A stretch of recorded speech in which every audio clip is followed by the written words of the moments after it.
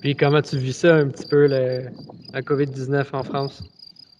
Bah, en France, on est bien confinés. C'est pas comme vous, parce que moi j'ai pas mal d'amis qui sont au Canada et qui m'ont dit que vous, bah, il y avait un peu voilà, les salles de sport qui étaient fermées. Il y avait quelques magasins qui étaient fermés, les restaurants, tout ça, mais que vous pouviez un peu sortir comme vous vouliez. Et nous, bah, c'est pas du tout comme ça. Nous, c'est vraiment. Bah, normalement, t'as pas le droit de sortir, quoi. T'as le droit de sortir qu'une heure par jour. Ah ouais? Et donc, Même ils dans ont mis ta des. cour? Bah, moi, ça va, en fait, là où je suis, parce que c'est vraiment la campagne. Mais sinon, pour la plupart des gens qui sont vraiment dans les villes, en fait, ils sont contrôlés. Dès qu'ils sortent, il y a les gendarmes, les policiers qui contrôlent, qui disent bah, vous êtes trop loin de chez vous, qui mettent des amendes, etc., quoi. Oh wow. Ouais, ouais, Puis donc c'est vraiment. est-ce que ça porte fruit? Est-ce que ça vaut le coup de faire ça? Bah, je sais pas, j'ai pas l'impression que ça change grand-chose. Mais a priori, de ce que j'ai lu, ce que j'ai entendu ce matin, là, c'est que la France était un des pires pays dans sa façon de gérer le Covid-19. Ok, wow! Peut-être un petit peu Et, trop de et vous, force. ça en est où ce déconfinement, en fait? Vous avez eu des news pour les Ben, en salles fait, et tout?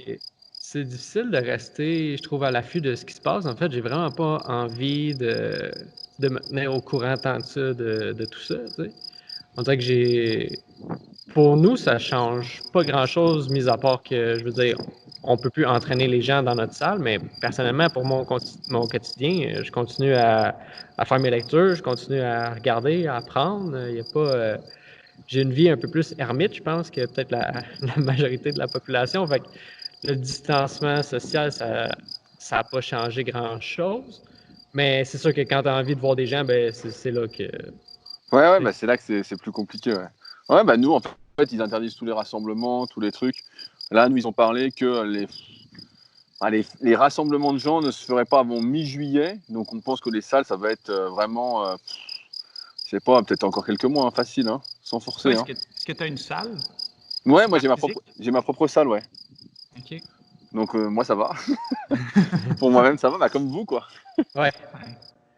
Mais c'est ça aussi, tu sais, j'ai l'impression que justement, cet événement-là, on peut pas mal le vivre nécessairement. Je veux dire, c'est un événement comme un autre qui arrive, puis à partir de là, ben, on s'adapte comme justement, là, on met en pratique ce qu'on a appris pendant les dernières années, puis j'espère que nos clients sont capables de faire pareil, tu sais, Ouais, ça, je suis moins convaincu, mais bah, je vois, moi, tous mes élèves, etc., je vois que, comme je vois sur mal à distance, la plupart ont zéro matériel, ont vraiment rien, donc tu essayes de faire quelque chose, mais c'est pas pareil. Ceux qui sont habitués à aller en salle, à avoir du monde autour, etc., tout seuls chez eux, ils sont beaucoup moins motivés, en fait. Ouais. Mais Ils c'est sont peut-être beaucoup. l'occasion aussi d'apprendre quelque chose de différent aussi. Tu sais, peut-être sortir du physique entraînement, mais peut-être aller un peu plus dans le mental ou aller. Tu sais, nous, on a commencé à s'exposer un petit peu plus au froid aussi, là, qui est cool. Oui, bah, nous aussi, il y a ces trucs-là, tout ce qui est Wim Hof, etc., Mhm. qui est pas mal à la mode, je sais pas si c'est le mot, mais qui est pas mal en vogue, en tout cas ici. Mais c'est pour une minorité, j'ai envie de dire. Hein. Il n'y a pas un grand monde qui aime le froid. Vous êtes habitué au froid, donc c'est normal. Mais nous, tu vois, moi, il fait 25 degrés là. On Là, est on est habitué bien. au froid avec un manteau, avec Ouais. une tuque, mais pas nécessairement aller juste en short dans une rivière glacée. Là. Ça, on est moins habitué. Ouais. Ah ouais, alors que. Ouais, ouais, non, mais comme tu dis, il y a d'autres choses à bosser, mais après, c'est sûr que c'est un effort qui est différent. Et comme tu en as beaucoup qui font, là, on voit de la musculation, moi, j'appelle ça de la musculation canapé, sans trop se faire mal, etc. Bah là, s'il faut faire, t'es chez toi, il faut faire des séries longues ou tu vois, des trucs un peu plus conditioning, ah, ils ont pas envie. Ils ont vraiment pas envie, ils se disent Puis, merde, c'est trop dur. puis est-ce que tu crois que aussi ça force les gens à trouver une raison de s'entraîner intrinsèque, qui est, tu sais, la motivation, on en parlait tantôt, qui est plus difficile comme les gens se déplacent pas dans un centre d'entraînement, ils doivent le faire par eux-mêmes, on dirait. Ouais, mais ils font. Moi, je vois que la plupart des gens, en tout cas, font pas de sport par eux-mêmes. Vous, je sais pas comment c'est au Canada exactement, mais nous, en France, la plupart des gens, la musculation s'est beaucoup développée ces dernières années. Il y a eu beaucoup, beaucoup de salles qui ont ouvertes. Et c'est devenu un peu un effet de mode. Mais c'est pas des gens qui sont motivés vraiment par la Mhm. musculation, par se transformer physiquement. C'est juste qu'ils ont vu un peu la lumière. Je sais plus qui disait ça, mais en gros, les salles de musculation aujourd'hui, c'est le nouveau bar du coin. Tu vois, Mhm. c'est euh, c'est là où les gens se rassemblent pour discuter, pour parler de la vie, quoi. Et c'est plus comme auparavant où les gens, voilà, comme tu disais, étaient motivés intrinsèquement, ils aimaient s'entraîner, et puis ils avaient des résultats parce qu'ils aimaient s'entraîner, en fait. Là, maintenant, il y en a qui ont des résultats, d'autres pas, mais souvent, c'est un coup de bol, en fait. pour la plupart en tout cas. Puis est-ce que tu penses qu'il y aurait un moyen de ramener un petit peu cette motivation intrinsèque-là? Tu sais, qu'est-ce qu'on pourrait dire, qu'est-ce qu'on pourrait faire pour qu'ils reconnaissent un petit peu l'importance de ce que c'est vraiment? Tu sais, parce que c'est sûr que c'est bien si tu vas t'entraîner parce que c'est à la mode, parce que, je veux dire, les centres d'entraînement, c'est là que tu rencontres des gens. Mais est-ce qu'on pourrait pas leur donner comme une motivation dans le sens que là, il se passe un événement qui est difficile à gérer peut-être émotionnellement, physiquement, mentalement. Ben, peut-être que si tu étais préparé à cet événement-là en t'entraînant un petit peu plus jusqu'à aller faire ton social, ben, peut-être que pour l'instant, ça serait un petit peu moins la crise dans ta tête puis tu serais capable de comme passer mieux au travers de tout ça. Ouais, je sais pas. Après, c'est difficile de motiver des gens qui sont pas motivés par eux-mêmes. J'avais fait un podcast la semaine dernière sur Leadercast sur justement la motivation 3.0, ce qu'ils appellent, avec des activités un peu autotéliques, l'activité en elle-même qui te motive. Et tu vois, c'est comme si tout le monde sait qu'il faut bien manger pour sa santé, par exemple, il faut prendre soin de soi, etc. Et tu vois bien que la plupart des gens ne le font pas. Ils commencent, et ils le font même quand ils sont malades, ils vont le faire 2 semaines. Tu vois, des gens fument, je sais pas comment c'est chez vous, mais nous, des gens fument tout le temps. À un moment, ils ont un problème, ils vont avoir un cancer du poumon, ils vont se dire, on arrête de fumer, ils vont arrêter 2 semaines, 3 semaines. Non, mais c'est vrai. Et tu peux pas motiver les gens.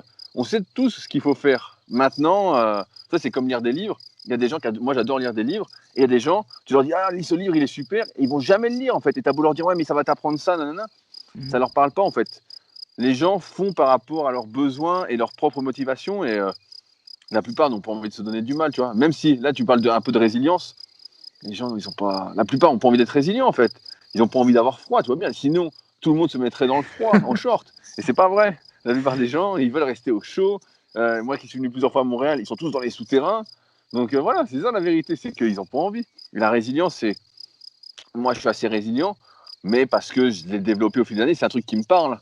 Mais là, tu peux pas, je pense, aller contre ce qui te parle, en fait. Si ça te parle pas, tu auras beau avoir tous les arguments possibles et inimaginables, dans le sens où tu peux pas convaincre quelqu'un qui est déjà convaincu d'autre chose. Ouais. C'est à chacun de se convaincre. C'est à chacun de trouver en lui, en fait, le truc qui lui parle et qui va le faire. Tu vois bien, il y a des gens qui, à 20 ans, ils vont dire que la musculation, ça leur plaît pas. Voilà, ils veulent pas, nanana. Et puis à 30 ans, ils ont une révélation, ils adorent la muscu, ils deviennent passionnés, etc. Et pourtant, à 20 ans, ils savaient, tu leur disais, mais c'est génial, fait et tout, et puis ils voulaient pas, en fait. Il faut juste que tu arrives à un moment, je pense, dans ta vie où tu as ça te parle. Mais si ça te parle pas, et c'est un peu comme la règle des 10 000 heures pour devenir bon dans un domaine, qui est un peu surévaluée, mais en fait, qui est de dire, c'est pas la pratique des 10 000 heures qui rend bon, c'est la pratique délibérée pendant 10 000 heures qui rend bon. C'est le fait que tu n'y penses pas et que tu fasses en oubliant le temps, en étant un peu dans le flow, etc. Et tu peux pas forcer quelqu'un à pratiquer délibérément 10 000 heures dans une activité, quoi. Tu peux le forcer à faire 10 000 heures, mais à faire 10 000 heures de merde, quoi. Et 10 000 heures de merde, on sait tout ce que ça donne, rien du tout. Puis est-ce que tu crois que de savoir que pour devenir un peu excellent dans un domaine, tu as besoin de mettre autant de temps, ça peut freiner les gens à s'investir dans une activité qui va être bonne pour elles? Oui, non mais c'est sûr. Après, sur la question des objectifs, etc., là, quand je parle de 10 000 heures, c'est pour être Mozart, ouais. c'est pour être, je sais pas, je dis une connerie, pour être Monsieur Olympia, pour être Ronnie Coleman, des trucs comme ça. Mais moi, ce que j'assiste au fil des années, c'est quand même qu'il y a une diminution de l'ambition de la plupart des gens, dans le sens où ils ne rêvent plus d'être champion du monde, d'être champion olympique, ils rêvent juste d'être mieux. On le voit dans mon domaine qui est la musculation. Moi, quand j'ai commencé dans début des années 2000, avec tous mes potes, ce qu'on aimait, c'était regarder les champions culturistes. C'était Monsieur Olympia. On regardait Monsieur Olympia, on disait « Ah, c'est ça qu'on veut ». Et puis, progressivement, on a vu les gens commencer à s'intéresser au men's physique. Donc, il y a même une catégorie maintenant Olympia, men's physique. Bon, les mecs sont archi bodybuildés, mais men's physique. Et puis maintenant, il y a même des mecs encore plus fins. Et on en arrive où, la dernière fois, je suis tombé sur un type, un Américain, ou un mec de Toronto, je sais plus, qui s'appelle Kino Body. Et le mec, lui, il vend le concept du physique Hollywood. Et le mec cartonne, il a 500 000 abonnés partout, ses vidéos font 100 000, il y a des vidéos à plusieurs millions de vues, etc. Et les gens aujourd'hui, ils veulent un physique Hollywood. Et pour lui, le physique Hollywood, c'est genre Brad Pitt dans Fight Club, donc le classique, ou Ryan Reynolds dans je sais plus quel film. Il dit voilà, c'est ça le Hollywood physique, c'est ça que. Et c'est vrai, on voit que la plupart des gens ont de moins en moins d'objectifs. Donc je sais pas si ça leur fait peur cette règle des 10 000 heures parce qu'en fait, ils sont pas vraiment concernés. Cette règle des 10 000 heures, ça concerne le mec qui est vraiment archi motivé et qui, lui, en fait, ne compte même pas ses heures. Donc, je sais pas, vous, ce que vous avez comme élève à la salle, mais je pense que la plupart, en fait, ce qu'ils veulent, c'est juste être plus en forme, avoir un peu un meilleur physique, mais ils n'ont pas l'objectif, pas d'avoir 45 cm de tour de bras. Ou... Là, oui, là, il faut peut-être 10 ans. Mais si tu veux juste un peu plus, voir tes abdos, etc., c'est des choses que tu peux y arriver sans que ça prenne des années. Après, ça dépend aussi d'où tu pars, mais si tu démarres en étant mince, bon, bah, en 1 an ou 1 an et demi, tu vas avoir tes abdos, quoi. Ouais. Ouais, je pense aussi qu'il nous faut une vision plus générale de l'entraînement, dans le sens que, tu sais, nous, ici, en tant que coach, je pense que qu'est-ce qu'on veut faire, c'est vraiment les amener à, justement, trouver vraiment qui est-ce qu'ils veulent devenir, en fait. Tu sais, pour que on le fait à l'aide de l'entraînement, pour qu'eux se développent des passions aussi, parce que, comme tu dis, on dirait que les gens sont de moins en moins intéressés. Investi, impliqué. C'est ça. Puis que finalement, ils se rendent compte que je pourrais essayer ça. J'ai l'impression que les gens essayent juste plus assez de choses différentes. Ben, je suis tout à fait d'accord avec toi. Moi, j'ai l'impression qu'il y a les gens ont de plus en plus peur en fait de faire des choses. Et rien que le fait de tester, ça devient difficile. Et c'est pour ça qu'on assiste, en étant sur YouTube, je vois un peu comment ça se passe. Ça fait depuis 2007. Et j'ai l'impression en fait que auparavant, tu sais, quand quelqu'un te disait quelque chose, un conseil, bah, tu le testais en fait. Tu t'y arrivais, même si tu n'y croyais pas trop, tu disais bah, je vais tester. Et donc c'est comme ça qu'on a testé. Là, je parlais avec une de mes élèves ce matin qui s'est passé Big au-delà du possible. Je ne sais pas si vous connaissez ça, c'est un bouquin de Tom Platz et Léo Costa. Bon, c'est un bouquin qui est marrant à lire. Et quand tu le lis, tu te dis putain, c'est n'importe quoi. Mais à l'époque, même on savait que c'était n'importe quoi, on le testait en fait. Et aujourd'hui, on voit par exemple des gens dans les commentaires, etc. sur le net, qui ne vont pas tester, mais vont dire non, ça c'est de la dope, ça va pas, nanana, et qui vont limite se battre parce qu'ils sont pas d'accord, alors qu'ils peuvent pas être d'accord ou pas d'accord, ils n'ont pas testé en fait. Et c'est pour ça qu'on en arrive, moi je trouve, à un monde vraiment beaucoup de croyances et beaucoup moins de faits, beaucoup moins de... Et c'est vrai, comme tu dis, les gens testent beaucoup moins, en fait, ils ont peur. Comme si tester, c'était devenu difficile, alors que, ouais, moi, à mon époque, on testait, en fait, on voyait une nouvelle technique, on disait, allez, on teste tout de suite. Tout de suite, et on disait pas, on teste pas. Et là, les gens testent pas. Ils sont là, Et ils disent, en même temps, justement, pour permettre ce test-là, puis je pense que c'est un peu notre mission aussi en tant que propriétaire de centre d'entraînement, c'est d'amener cet endroit sécuritaire-là, tu sais, où ce que les gens sont libres de faire des erreurs. Puis on est ici pour se pratiquer, on est ici pour apprendre à vivre, on est ici pour justement là, faire des erreurs puis apprendre de nos erreurs. Puis à partir de là, ben, répliquer le processus dans notre vie extérieure. Pas nécessairement que ce soit juste de l'entraînement. Tu sais, ce qui se passe ici pendant 1 heure, ben, ça reste dans notre box puis ça sort pas d'ici. Tu sais. Mais je pense que qu'est-ce qui nous permet justement d'essayer quand on était plus jeune, c'est que peut-être qu'on avait une genre de petite communauté. Tu sais, c'était petit, on avait une petite tribe, on avait 5-6 personnes. Mais maintenant, on dirait que tout est tellement exposé en ligne, qu'il y a une grande exposition de tout, que tu veux pas essayer quoi que ce soit parce que là, tu veux pas le mettre en ligne, puis tu veux pas garder ça pour toi non plus. Tu sais, j'ai l'impression qu'on est un peu entre deux, on sait pas quoi faire. Hein. ouais, non mais t'as tout à fait raison. Je pense que c'est une histoire un peu de jugement. T'as l'impression que tout le monde, comme aujourd'hui, t'as beaucoup de réseaux sociaux, t'affiches tout ce que tu fais, etc. Et même dans les salles, on voit bien, je sais pas comment c'est, bah toi, vous avez une box, donc derrière une bonne ambiance, etc. Mais en France, quand tu es dans une salle commerciale, les gens se parlent pas, se disent pas bonjour. Tu sais, il n'y a pas d'ambiance salle, en fait, comme d'ambiance club, un peu comme moi, j'ai voulu recréer à ma salle, sur Annecy. Et donc, forcément, si tu essaies quelque chose de différent, tout le monde va te regarder de manière bizarre. Il va dire, mais qu'est-ce qu'il fait celui-là? Tu vas être un peu raillé. Et donc, finalement, bah, tu n'essayes pas. Tu dis, bah, je reste dans les clous, comme ça, je suis tranquille.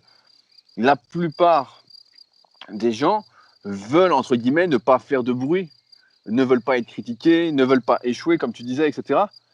Mais ça, c'est aussi la meilleure façon, en fait, de ne rien faire. Si tu essayes de plaire à tout le monde, si tu essayes de ne pas faire de bruit, etc., entre guillemets de bruit, bah, tu feras jamais rien, en fait. Tu feras vraiment jamais rien. Et ça, je pense que c'est quelque chose aussi que tu apprends peut-être avec les années. Moi, quand j'étais plus jeune, pas vers 25-26 ans, quand j'étais vraiment full ego à l'entraînement, on va dire, bah, en fait, forcément, tu n'avais pas envie de tester des choses. Tu étais là, tu faisais ton truc, tu restais dans ce que tu connaissais, et puis voilà. Et parce que tu savais que si tu faisais quelque chose, tu sortais. Mais avec les années, en vieillissant, tu deviens peut-être un peu plus sage. Et en fait, tu comprends que l'avis d'autrui, entre guillemets, ne vaut rien, quoi. Si c'est pas quelqu'un qui est proche de toi, quelqu'un avec qui tu travailles, ou quelqu'un pour qui que tu connais, pour quelqu'un pour qui tu as du respect, ou voilà, bah en fait, tu t'en fous. Tu t'en fous. C'est pour ça que souvent, bah pareil, les gens me demandent comment tu fais sur les réseaux pour les commentaires, les mauvais commentaires, etc. Mais en fait, les années, ça me passe au-dessus parce que l'avis de quelqu'un que je connais pas, bah, il vaut rien en fait. Je vais pas demander son avis.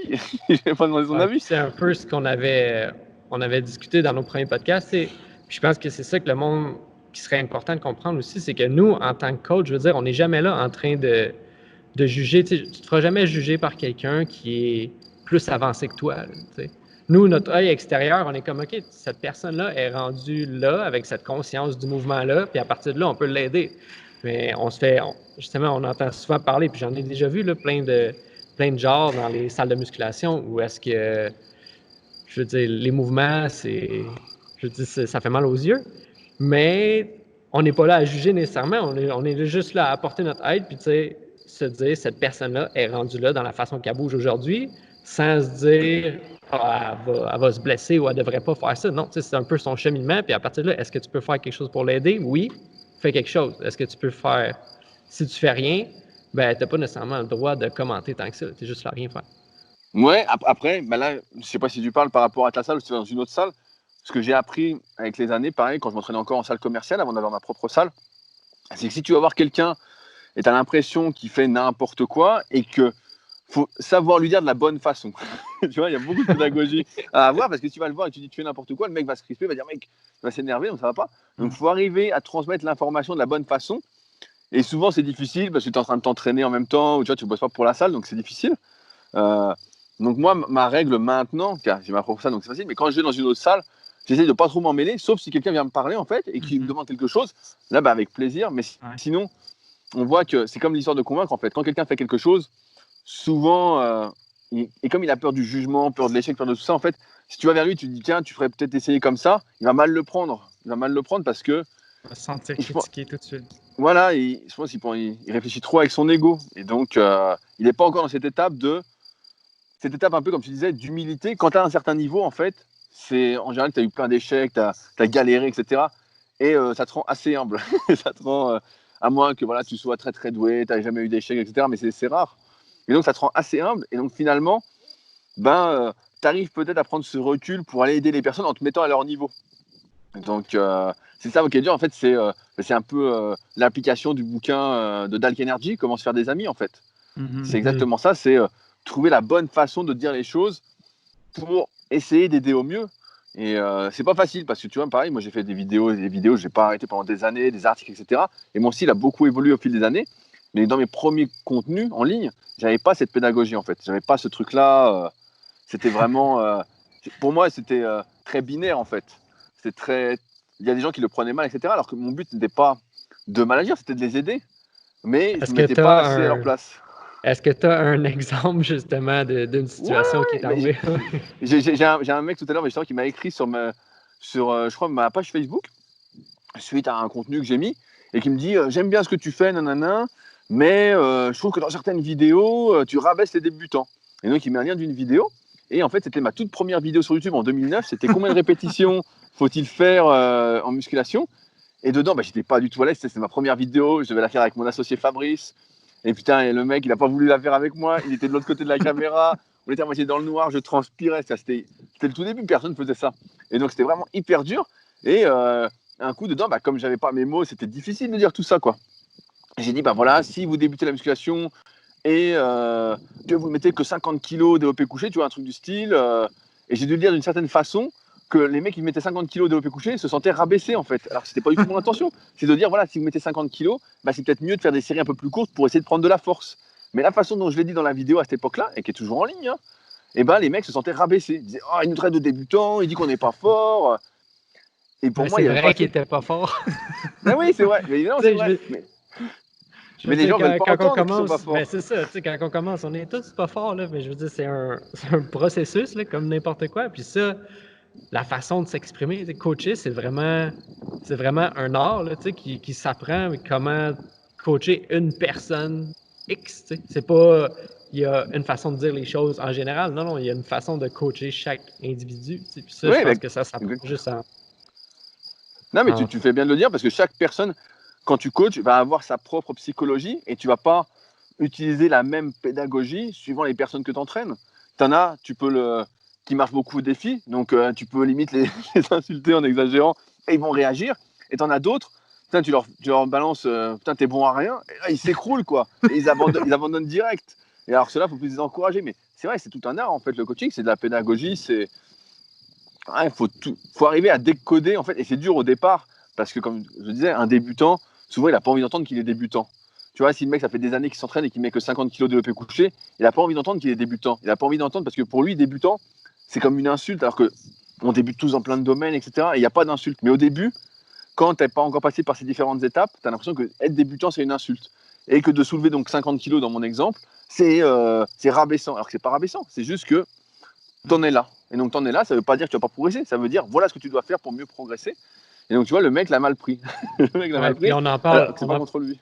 On en parle souvent d'avoir justement cet état d'esprit-là du débutant, à quel point c'est important aussi. Peu importe le niveau que tu es, c'est de garder cette ouverture-là, puis être capable de justement prendre les conseils qui viennent, parce que, veux pas, il y a certains de ces conseils-là que tu devrais adopter, puis sûrement la raison pourquoi tu ne veux pas les adopter, c'est parce que tu aurais besoin de les adopter, puis qu'est-ce qui viennent de te dire, t'as comme blessé un petit peu ou fait réagir, ben c'est parce qu'il y avait un peu de vérité dans ça.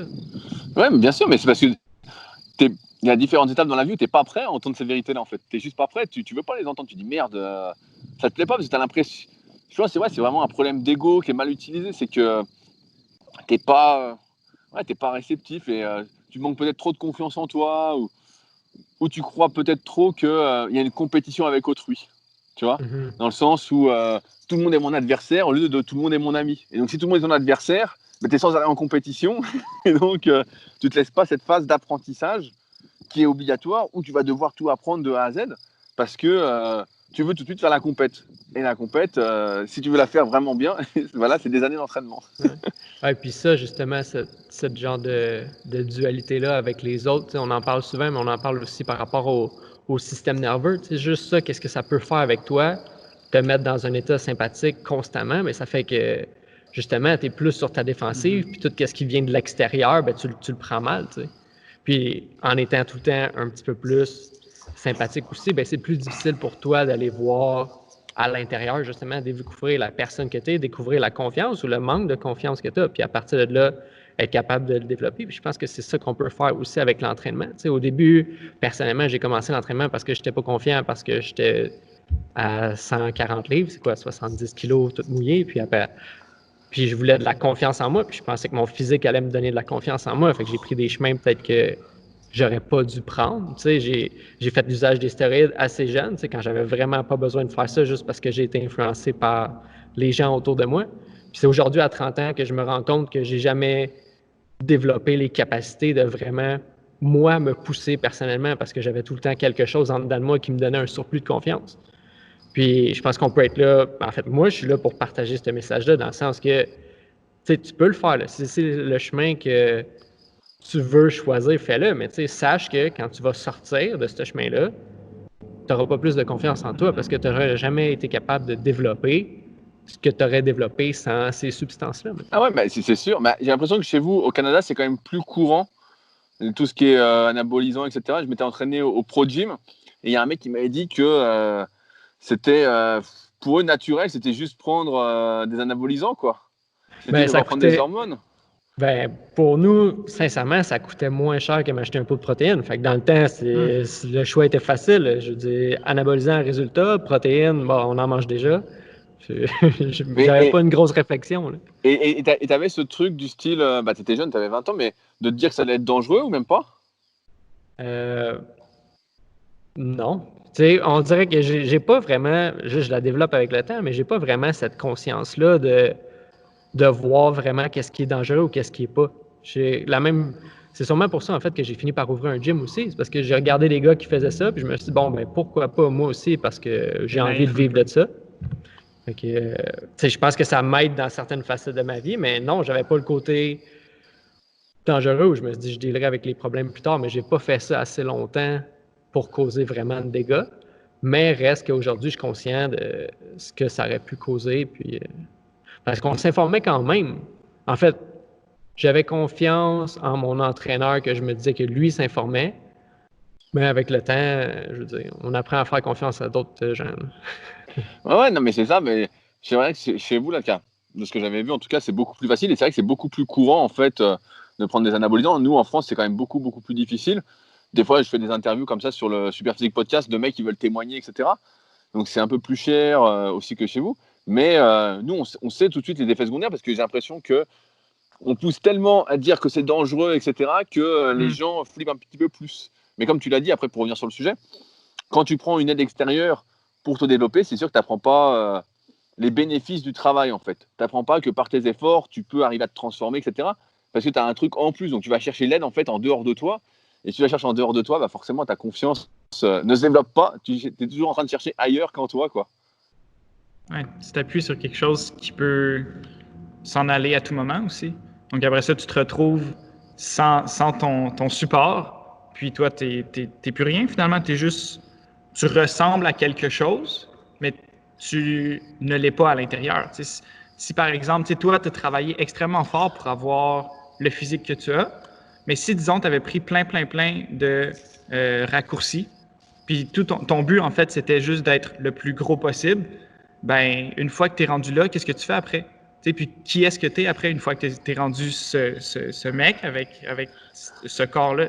Si tu n'as pas développé ta tête, ben, tu peux pas nécessairement prendre tous les principes que tu as acquis à l'entraînement, puis les amener avec toi à l'extérieur dans ta façon d'interagir avec les gens. On parlait justement que le coaching, ben, tu lis l'autre personne. Donc, si, disons, ça faisait pas partie des choses que tu voulais développer, ben, tu sors de là, puis finalement, tu deviens juste, c'est ça, tu n'es pas nécessairement une personne qui... Mais oui, tu étais juste un pot de fleurs, une peinture. Ouais, c'est ça, ouais. Exact. Puis tu parlais de ton ego tantôt. Puis donc, tu as commencé à t'entraîner, ça fait vraiment super longtemps, j'imagine. C'était-tu en 2006 que tu as commencé à t'entraîner quand tu as Non, débuté Super Physique? j'ai commencé en 2001, la musculation. Et en 2006, bah, j'ai ouvert mon premier site. Tu vois, c'était OK. rudicoya.com, qui OK. s'appelait coach-perso.fr. Et Superphysique, c'est 2009. OK. Donc, je me suis déjà entraîné 5 ans, en fait, avant de vouloir entraîner. Alors que, Puis qu'est-ce qui a fait que tu as voulu entraîner les gens? Je veux dire, elle venait d'où cette envie-là de. bah, en fait, tu sais, je voyais des pubs dans les magazines quand j'étais gamin pour devenir professeur de musculation. Et en fait, bah, moi, j'adorais la muscu, j'étais passionné, je lisais tout ce qui existait, vraiment, comparativement à maintenant, tu sais, il n'y avait pas beaucoup d'informations, quoi. Et donc, je lisais vraiment tout. Et à un moment, je me suis dit, bah, je voyais le prof de musculation en ma salle, je me dis, putain, c'est cool ce qu'il fait, quoi. Tu sais, il s'entraîne des mecs motivés, il est là, il a l'air d'avoir une bonne petite vie, etc. Et je me dis, bah, tiens, ce serait bien, je veux faire ça, en fait. Je veux aider les gens à progresser. C'était un truc, quoi, en fait. Et donc, quand j'ai passé mon diplôme donc à 18 ans, donc nous en France c'était un brevet d'état du cadre sportif, donc c'était un truc reconnu par le ministère Jeunesse et Sport. Bah après je voulais travailler en salle, tu sais, je voulais être prof de musculation. Et en fait, comme j'avais 18 ans, t'as aucune salle qui voulait m'embaucher. Parce qu'ils disaient, tu vas pas réussir à tenir la salle, tu vas pas savoir si ça te fait respecter, etc. Donc tu vois, j'étais un peu coincé. Et donc comme j'étais déjà connu sur le net, sur les forums, tu sais, il n'y avait pas encore les réseaux sociaux et tout. Ben, moi, je postais tous les jours, j'étais à fond en fait. Je lisais tous les forums, tu vois, il y avait peut-être 4-5 forums, et je lisais absolument tous les jours, je lisais tous les sujets, je posais des questions, je répondais à ce que je pensais savoir, etc. Et donc, quand j'ai eu mon diplôme, en fait, j'avais déjà des demandes de coaching à distance, etc. Et avec celui qui allait devenir mon associé, Fabrice, en fait, on a ouvert un petit site pour moi, et tout de suite, il y a eu des demandes. Donc, ça s'est fait comme ça. Et après, cette passion d'entraîner, de tirer vers le haut, je sais pas, c'est un truc en fait que j'ai toujours eu en moi en fait, et c'est aussi pour ça que j'ai jamais trop fait de sport d'équipe peut-être, parce que même quand j'étais gamin et que je faisais par exemple de l'athlétisme, moi je voulais que mes partenaires d'entraînement s'entraînent à fond aussi quoi en fait. Je voulais Autant que toi. tu sais, je voulais qu'on aille plus vite. Et quand un mec, et c'est ce qui se passait en athlétisme, c'est que les mecs en fait s'entraînaient pas, tu sais, ils étaient pas vraiment à fond, ils venaient une séance sur deux, une séance sur trois, etc. Mais en fait ça m'énervait un petit peu et donc je pouvais pas faire de sport collectif et même les sports individuels où j'avais déjà conscience que on progressait mieux en s'entraînant ensemble que seul dans son coin, bah même ça me correspondait pas parce que je me disais merde, ils veulent pas s'entraîner. Alors que là, quand tu vas dans une salle de muscu, quelqu'un qui est régulier, il y va pour progresser, il y va pour avancer. Donc c'était tout de suite très très clair et je me suis assez vite retrouvé à aimer en fait entraîner, à faire progresser, etc.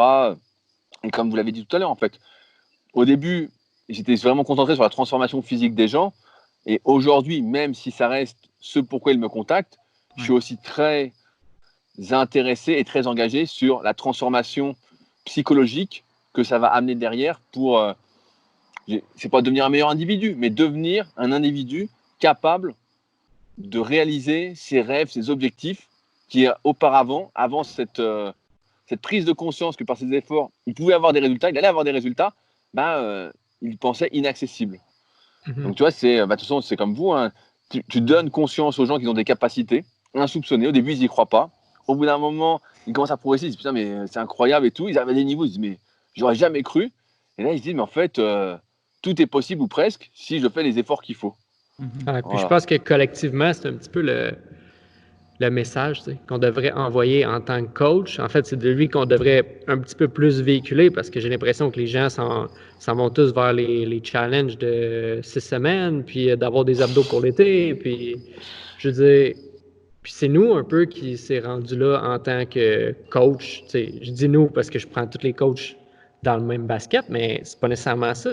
Il faudrait qu'on soit capable de véhiculer un message que justement l'entraînement, c'est plus que ça. Parce que si on continue à donner aux gens vraiment qu'est-ce qu'eux veulent, ben, je veux dire, j'ai souvent Steve Jobs dans la tête comme quoi que, tu sais, lui, il savait qu'est-ce que les gens voulaient. Puis, tu sais, ce qu'il voulait, c'était un iPod. Je veux dire, c'est un téléphone. Il voulait un objet. Tu sais. Si tu leur donnes le choix aux gens, ils vont se dire, bon, ben, je veux tous les choix du monde. Puis finalement, ils vont se retrouver devant ça, puis ils seront pas capables de faire un choix. Ils veulent tous les choix, mais ils ne sont pas capables d'en faire aucun. Tu sais. Fait que j'ai l'impression que c'est un peu notre job aussi en tant que coach de leur dire, OK, ça, c'est ce que tu veux, mais voici ce que tu as besoin. Tu sais. Est-ce que tu veux travailler avec nous? Oui, non. Bon, ben. Puis à partir de là, ben, qu'on se tienne un peu en tant que coach que, justement, c'est sûr qu'il va tout le temps en avoir un qui va offrir le challenge de 6 semaines, puis ça sera pas cher, puis tu vas atteindre ce résultat-là. Oui, mais est-ce que tu peux continuer à faire ça tout le reste de ta vie ou après ça, tu crashes? C'est souvent, ils crashent. Non, mais après, le vrai problème, moi, je trouve, c'est justement les coachs qui proposent ces trucs-là, en fait. C'est ça le vrai problème, c'est que là, avec le confinement, nous, en France, il y a beaucoup de mecs qui disent, voilà, le challenge 30 jours ceci, le challenge ceci, nanana. T'as même des mecs, voilà, ils ont bossé comme des dingues pour sortir des programmes d'entraînement sur 12 semaines confinement, etc. En fait, tu as des trucs, des gens qui ont de la visibilité, etc. Et en fait, tant que tu auras des gens comme ça, parce que moi, je vais dire clairement, c'est des escrocs, ça, c'est des charlatans. Et le problème, c'est que tu peux pas, si demain, tu dis que ces gens-là sont des escrocs et des charlatans, ils font un truc, tu fais une vidéo contre eux, un article contre eux, etc. Tu as tous les gens qui, on en revient à ce qu'on disait tout à l'heure, qui ont acheté ce truc-là, qui vont te tomber dessus, qui vont dire mais non, c'est super, nanana. Puis ils n'ont pas envie d'être convaincus. Donc tu vois, tu peux pas faire comme ça. Donc la seule façon de faire, comme tu l'as dit, c'est de faire sa part. Donc c'est d'essayer d'amener les choses d'une façon correcte. Et souvent, les gens qui font ces programmes 6 ou 12 semaines, si vraiment ils se prennent au jeu, à un moment, ils vont aller voir ailleurs. Ils vont essayer de s'informer un peu plus. Et c'est là que notre travail commence. Après, tu disais, voilà, quand les gens viennent, ils viennent avec un besoin et j'essaie de leur dire de faire un autre besoin. Moi, j'ai tendance à pas leur dire tout de suite la vérité complète. Tu vois, souvent, il y en a qui viennent me voir, qui me disent, voilà, moi, je veux être comme ci, comme ça. Ils m'envoient une photo d'un truc impossible, quoi. Limite, ils m'envoient la photo de The Rock, alors qu'ils font 65 kilos, tu vois. Et je dis, bah non, mais je dis bon, on va voir. Et souvent, voilà, j'ai une autre question aussi qui revient, c'est quel progrès je peux espérer en 6 mois ou 1 an. Et donc, souvent, ma réponse, c'est, je sais pas. Mais ce qu'on va faire, c'est qu'on va essayer de progresser au mieux pendant ces 6 mois. On va essayer de corriger tous les exercices, que tout soit nickel. Et comme chacun a son potentiel, on verra où on va. Mais si je dis au mec, tu seras jamais The Rock, j'exagère un peu dans le truc, mais le mec, il dit non, non, non. Et il passe à côté, pour moi, de tout ce que ça va lui apporter. Parce qu'à un moment, il va se rendre compte que ressembler à The Rock, ça n'a aucun sens. Ça n'a pas de. Voilà. Et c'est fini. Il trouve une autre. Il va trouver un autre truc. Et à un moment, il va même comprendre que finalement, cette course vers le physique le plus développé possible, etc., en fait, il s'était fourvoyé. C'était pas pour lui. En fait, lui, ce qu'il veut, c'est être bien physiquement. C'est, comme vous avec la boxe, je pense, c'est voilà, être capable de bien bouger, d'être en forme, d'avoir un physique correct. Comme je dis correct, c'est voilà, un peu les abdos visibles, des muscles un peu partout, etc. Un Hollywood physique, pour revenir à ce qu'on disait. Mais voilà, c'est ça, en fait. C'est exactement ça. Et il va se dire, voilà, il faut que ça m'aide pour ma vie de tous les jours. Parce qu'en fait, ce que je voulais ressembler à The Rock, en fait, ça nécessite de ne plus faire que ça. Et ça nécessite un sacré budget en produits dopants, comme on en parlait tout à l'heure. Là, il faut y aller à fond. Et donc, il y a des risques, etc. Et finalement, comme on le disait tout à l'heure, bah, en fait, tu te retrouves avec ton physique de The Rock, sans être The Rock. Et donc, si t'es pas The Rock avec son physique, bah, ça sert pas à grand chose, quoi. En fait, ça sert à rien. Puis c'est un peu pour ça aussi que, tu sais, dans le fond, ce que tu disais, c'est que faut que ce que cette personne-là développe, ben, il faut qu'elle puisse s'en servir à tous les jours. Tu sais. Puis c'est un petit peu pour ça aussi que, v'là 2 ans, on a fait une transition vers. Est-ce que tu connais Julien Pinault de Oui, StrongFit? tout à fait. Ouais. Bah, j'ai suivi un moment, j'ai suivi un peu de loin. Il avait fait des podcasts avec l'atelier Fit, donc Ouais. avec Jean-Marie. Et j'avais trouvé ça super, super intéressant.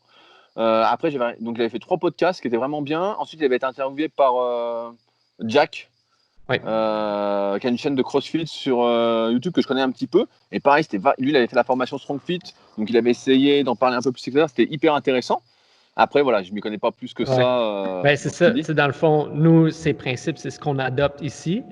Puis j'ai été interné avec lui. En fait, j'ai fait partie de son programme de mentorat. J'ai été interné Ok, avec donc lui en. t'as fait le programme complet alors. Ouais. Puis, tu sais, je continue à le suivre aujourd'hui. Puis, ce qu'il trouve de plus en plus, c'est de plus en plus fou. Puis, on dirait qu'on a de plus en plus de matériel à travailler avec. Puis, on est de plus en plus perdu aussi dans tout ce qu'il dit parce qu'à un moment donné, il n'arrête plus. Mais de là, l'importance de. Dans le fond, on a changé notre façon de faire. On s'est dissocié un petit peu de CrossFit parce que l'entraînement fonctionnel constamment varié, c'est ce qui, selon moi, allait mettre les gens vraiment en santé puis leur permettre de bouger bien à l'extérieur du gym. Mais je trouve que qu'est-ce qui est arrivé avec le CrossFit aussi, c'est qu'il y a eu vraiment beaucoup de barbell, beaucoup de axés sur les CrossFit Games, où c'est des mouvements qui sont beaux à voir, mais hautement complexes, puis qui vont pas aider notre Manon de 50 ans qui s'entraîne ici, là, de faire des snatchs avec un bâton de PVC. Elle ne comprend pas plus comment son corps fonctionne.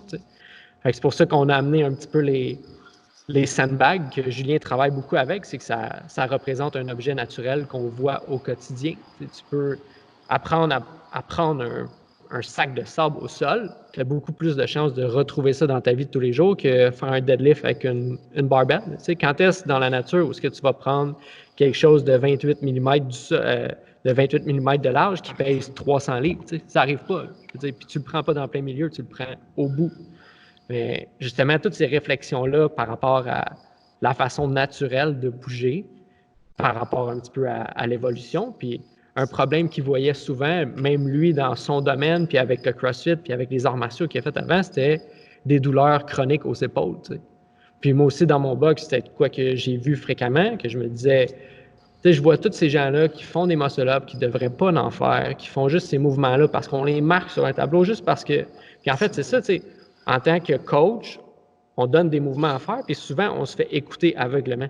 Puis on dirait que je ne pouvais plus nécessairement pas subir ça parce que je me faisais subir ça à moi-même, là, mais plus enseigner ces mouvements-là puis les mettre au tableau quand je savais que ça causait plus de mal que de bien. Tu sais, je voulais faire partie de la solution plus que faire partie du problème.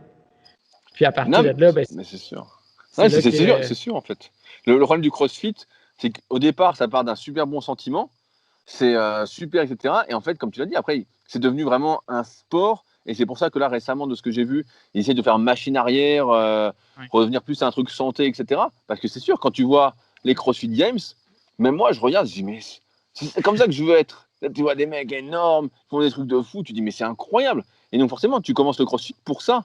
Et tu commences plus le CrossFit pour l'activité, en quelque sorte, loisir santé.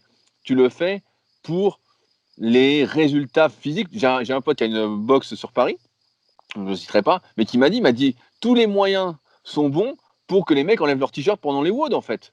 Il m'a dit finalement c'est un truc d'exhibitionniste. Hein. Il me dit et quand il leur dit mais pourquoi vous enlevez votre t-shirt et les mecs disent ah on bouge mieux sans t-shirt. Tu vois des conneries. Tu vois Ouais. Ben, ça m'est déjà arrivé, en fait, de justement penser ça. Puis, à un moment donné, j'ai réalisé, on s'entraîne surtout pour être inconfortable puis être capable de, justement, être un peu plus résilient dans l'adversité. Puis, je me suis dit qu'enlever, mettons, garder mon chandail qui était tout mouillé, tout dégueu, ben, ça allait m'aider encore plus, en fait. Tu sais, je veux dire, tu es encore plus dans l'inconfort si tu as ton chandail. Là. Fait, c'est une bonne idée de le garder. Non, mais c'est vrai, non, mais c'est vrai que le CrossFit est parti. Et là, ils ont l'air de revenir à un truc plus sain. Mais c'est vrai qu'à un moment, tu vois, en fait, les gens venaient parce qu'ils voyaient les CrossFit Games. Ils venaient pas parce qu'ils avaient entendu parler du CrossFit. Ils étaient recommandés par un de leurs amis de 50 ans, comme tu disais tout à l'heure, qui avait perdu un peu de poids, qui était en meilleure forme, en fait. Et c'est ça que ça aurait dû être à la base. Maintenant, il y a aussi des aspects commerciaux derrière. Quand tu as une boxe, il faut que tu puisses en vivre, il faut qu'il y ait du monde, etc. Et donc, c'est normal qu'il y ait des excès. C'est normal que tu puisses pas faire un truc 100% clean, entre guillemets. Mon pote, là, qui a sa boxe sur Paris, il me disait que lui, finalement, il mettait beaucoup de musculation, finalement, en plus du crossfit, pour que les gens, en même temps, se transforment un peu plus physiquement, parce qu'en fait, ils venaient au crossfit, ok, pour l'aspect remise en forme, être fonctionnel, entre guillemets, mais aussi pour le physique, en fait. Et que s'il y avait que le fonctionnel, bah, ça leur suffisait pas. Là, tu parlais des muscle-up, et pareil, c'est les tractions, les keeping pull-up, là, bah, les mecs abusent, c'est sûr. C'est sûr qu'ils n'ont pas envie d'attendre de faire 20 belles tractions strictes avant de faire des pull-ups. En fait, ils veulent tout de suite faire des keeping, puis c'est là que tu t'arraches les épaules, en fait. C'est que tu n'as pas la force nécessaire, tu n'as pas le renforcement nécessaire, et donc tu t'arraches tout. Et les épaules, c'est courant. Je veux dire, en fait, le problème, c'est pas le crossfit en lui-même, c'est la façon. L'humain. C'est l'humain, c'est la façon dont on le fait, tu vois. C'est comme moi, souvent, je fais des trucs contre le squat, contre le soulevé de terre, etc. Parce que je me rends compte que de moins en moins de gens sont capables de les effectuer correctement et qu'il faudrait un travail monstrueux pour réussir à les faire correctement, de mobilité, de renforcement, etc. Et les gens n'ont pas le temps. Et donc, aujourd'hui, si ces gens-là se mettent à faire du squat sans ce travail en amont de préparation, ben, ils vont se détruire, en fait. Ils vont se détruire. Et c'est ce qui se passe pour la plupart qui se font mal, en fait. C'est qu'ils n'ont pas les capacités actuellement de faire ces mouvements-là. Et le temps qu'il faudrait prendre pour le faire, ils ne veulent pas le prendre. Donc, autant qu'ils n'en fassent pas. Ouais, je pense que ça revient un petit peu à qu'est-ce qu'on disait tantôt. Là, qu'en tant que coach, ben, justement, notre mission, ça devrait être un peu leur montrer les efforts qu'ils devraient faire pour avoir le droit à ça. Puis c'est de créer cet environnement-là dans lequel c'est correct de justement de ne pas faire des keeping pull-up à ton premier jour parce que ça ne fait pas de sens. C'est nous qui acceptons ça généralement de dire « Ah, ben oui, des keeping pull-up, c'est bon, on est capable d'en faire 50. » Puis tu es capable de faire 2 tractions strictes. Est-ce que tu devrais vraiment faire ça? Ouais, mais c'est dur en vrai, parce qu'en fait, la plupart des gens, quand ils viennent, j'imagine dans ta box, auparavant, quand tu étais CrossFit, ils ont vu les CrossFit Games, ils veulent faire les mouvements des champions. Ils veulent faire des keeping pull-up. Et t'as beau leur dire, même toi, non, tiens, on va faire des tractions, etc. Eux, ils ne peuvent pas s'identifier aux champions, alors qu'ils ont déjà toute la tenue Reebok des champions. Ils ont déjà tout l'équipement. Et eux, ils veulent faire comme le champion. Donc toi, tu leur dis, bah non, écoute, on va faire des tractions avec élastique pour bien apprendre le mouvement, bien placer les épaules, etc. On va faire du squat avec un bâton, etc. Ils disent, ils deviennent fous. Ils disent, non, moi, je veux faire de l'arraché, je veux faire des keeping pull-up, je veux faire des muscle-up. Voilà, ils veulent faire des muscle-up aux anneaux directement, tu vois. C'est des trucs. Puis même si c'était ça, disons, ton objectif, puis que tu as un objectif en relation avec ces mouvements-là, mais qui est intrinsèque un peu plus, ben, c'est que tu vas pas nécessairement, disons, chercher à faire confiance au processus. Tu vas vouloir toujours, puis tout de suite, te voir comme étant le champion. Puis, je sais pas, ça va peut-être être extrêmement difficile de t'arrêter. Puis, on parlait de l'humilité tantôt, de te rendre compte que, OK, bon, ben, pour me rendre là, ben, j'ai besoin de travailler consciemment pendant un certain temps.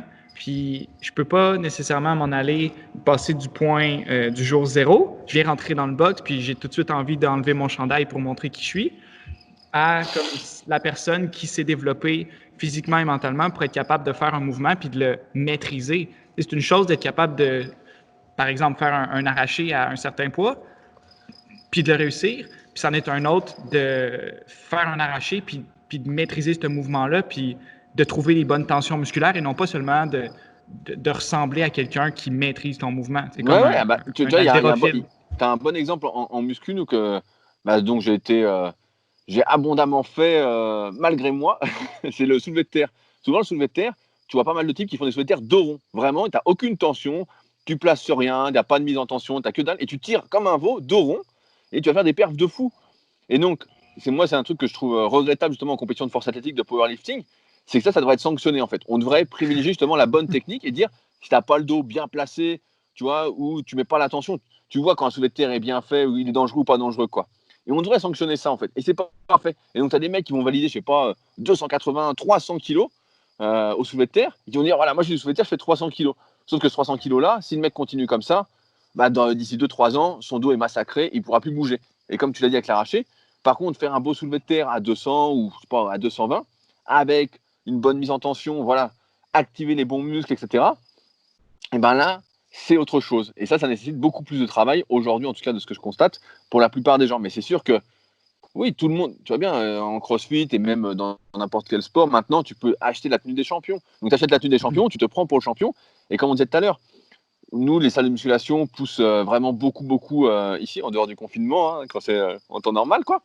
Et les gens n'ont plus le plaisir du processus, en fait. Tu sais, ils n'aiment pas spécialement s'entraîner.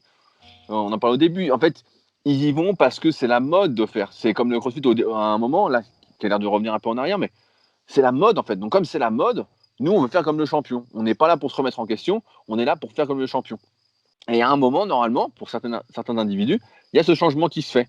Cet amour de l'activité. Et lorsque tu aimes l'activité, bah là, tu es capable de prendre le temps, de bien apprendre, de bien faire, etc. Ouais. Mais c'est dur au début, en fait, parce que tu as beaucoup de personnes qui ne viennent pas, à moins d'avoir un certain recul, d'avoir déjà eu pas mal d'échecs, d'avoir fait plein de tests, etc. Tu n'as pas ce recul, en fait. Et tu veux tout de suite faire. Et moi, au soulevé de terre, j'en ai fait plein de soulevés de terre de rond. Tu en as plein sur YouTube. Et après, j'avais fait des vidéos pour dire, mais surtout, ne faites pas ça, c'est des grosses conneries, etc. Mais pour la plupart des gens à l'époque, la plupart des gens me disaient, mais bravo, c'est génial, etc. Et tu vois, même sur les réseaux sociaux, quand quelqu'un fait un soulevé de terre à 300 de rond, et il dit qu'est-ce que vous en pensez, tu dis bah t'es un peu de rond, fais attention, nanana, tu ferais mieux de remettre moins lourd. T'as plein de mecs qui vont te tomber dessus, qui vont te dire mais non, c'est incroyable, il fait 300, t'as pas le droit de parler, nanana. Ouais, en fait, bon bah tu parles pas, alors tu dis bon bah continue, et puis on en reparlera dans quelques années quand tu te seras calmé, quand tu auras été calmé par la barre surtout. Ouais.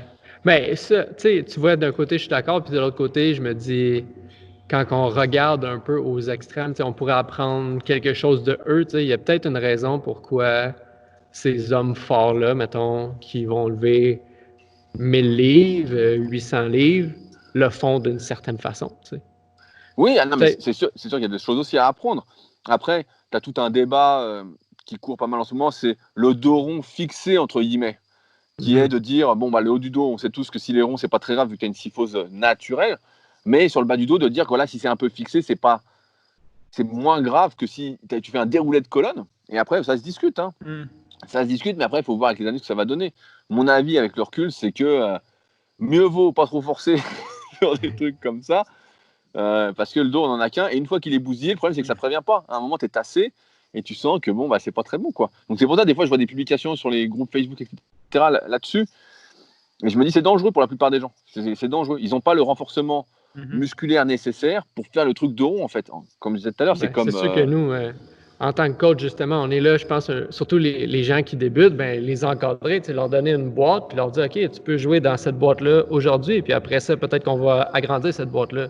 Mais c'est comme les muscle-up ou les keeping pull-up, d'en faire parce qu'ils sont capables. Je veux dire, ils passent de A à B sans savoir comment ils se sont rendus de A à B, mais ils sont capables d'en faire, fait qu'ils veulent en faire. On dirait que, justement, ça revient un petit peu au principe d'ego, qu'à un moment donné, tu développes la confiance ou tu as développé de l'humilité parce que tu t'es blessé plein de fois, mais tu finis par comprendre que, OK, peut-être que je ne sais pas tout.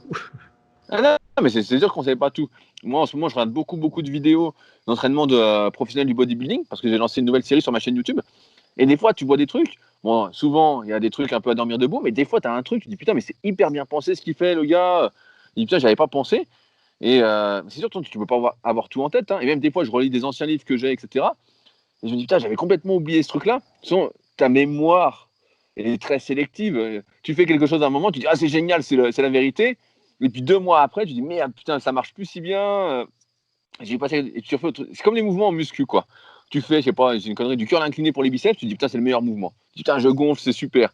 Et puis au bout de, je sais pas, 2-3 mois, tu dis merde, je le sens moins bien, ça va pas, ça me fait mal à l'articulation, putain, c'est vraiment un mouvement pourri. Puis tu fais un autre mouvement que tu jugeais pourri avant, tu dis putain, mais il est génial ce mouvement en fait. Et en fait, c'est parce que tu changes de personne.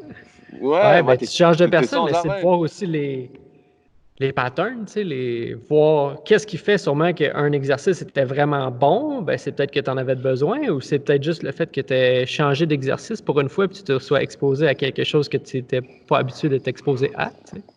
Ouais, non, mais c'est sûr, nécessairement... t'as plein de choses où tu te rends compte que de toute façon, tu es en quelque sorte, là, si on parle le Strong Fit ou CrossFit, etc., c'est que tu as plein de choses en fait où tu es déficient en fait.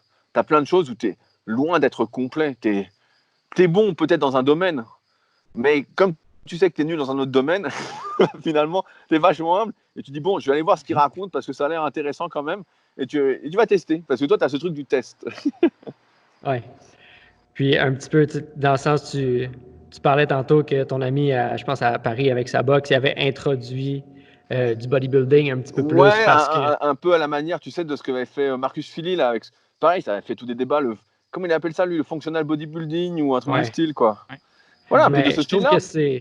je trouve que c'est une bonne idée parce que des fois, on perd le sens de, tu sais, c'est quoi de l'entraînement fonctionnel, en fait. Puis je pense que il y a certains muscles que tu n'es pas capable d'utiliser, puis de les isoler avec un exercice précis, c'est pas une mauvaise idée, tu sais, ça va juste rendre ton corps encore plus fonctionnel, là. Tu vas Ah pas non, mais c'est sûr. corriger des défauts en faisant constamment des arrachés, je veux dire. Peut-être parce qu'on a oublié ce que ça voulait dire, le mot fonctionnel, qui fonctionne bien. Ouais, ben, on a oublié, et puis surtout, on se rend bien compte qu'aujourd'hui, nos habitudes de vie font qu'on a des amnésies musculaires. La plus connue, c'est celle des fessiers, en fait. À force d'être tout le temps assis dessus, tu comprends bien que c'est difficile ensuite de bien les utiliser. Tu vois plein de personnes maintenant, quand ils font le squat, qui rentrent les genoux, etc. Et là, tu comprends que, va falloir renforcer localement le moyen fessier. L'isolation, pareil, souvent quand les mecs débutent en musculation ou ont juste quelques années, ils disent « Ah, l'isolation, ça sert à rien, vive les mouvements polyarticulaires, les mouvements de base, etc. » Oui, pourquoi pas pendant ce temps-là. Mais il y a un moment où, en fait, où tu vas te rendre compte que tu as des muscles qui sont en quelque sorte amnésiques et que si tu les isoles pas, tu vas être limité sur d'autres exercices et tu vas même accroître ton risque de blessure, en fait.